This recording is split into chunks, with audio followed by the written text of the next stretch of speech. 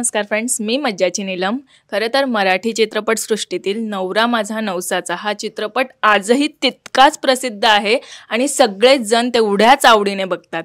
पण आता या चित्रपटाचा दुसरा भाग येतोय, म्हणजे नवरा माझा नवसाचा 2 येतोय आणि तो लवकरच प्रेक्षकांच्या भेटीस येणार आहे. आणि याच निमित्ताने माझ्यासोबत सचिन सर आणि सुप्रिया मॅम आहेत. कसे आहात तुम्ही? खूप छान. तू कशी आहेस? मी पण मस्त आहे. मजेत. मजेत आहे. खऱ्या आयुष्यात कोणता नवस पूर्ण झालाय? नाही, आयुष्यात नवस मी तसा फारसा करत नाही, पण दोन नवसापेक्षा देवाकडनं मागणं त्याला आपण नवस पण म्हणतो.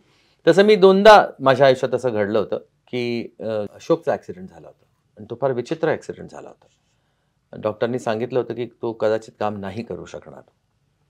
तर तेव्हा मी बाप्पाकडे मागितलं होतं की बाप्पा, आता मी डायरेक्टर म्हणून उभा तेव्हाच राहीन तेव्हा अशोक ॲक्टर म्हणून माझ्यासमोर उभा राहील आणि तेव्हाच मी स्टार्ट, साऊंड, ॲक्शन आणि कट असं म्हणेन, त्याआधी म्हणणार नाही. असं मी बाप्पाला एक नवस साकडं म्हणतो, चॅलेंज दिला होता, साकडं घातलं होतं आणि बाप्पाने ते ऐकलं. तो उभा राहिला, मेकअप केला आणि त्याला मी पाहिलं. त्याच्यानंतर जो मी स्टार्ट, साऊंड म्हटलं, तो समोर उभा असताना त्या पिक्चरचं नाव अशी ही बनवा बनली.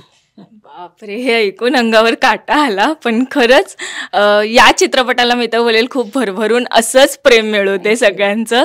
आणि थँक्यू सो मच आमच्याशी गप्पा मारल्याबद्दल. आणि एकदा जाता जाता Ganpati Bappa Morya, Mangal Murti Morya. Thank you so much. Thank you.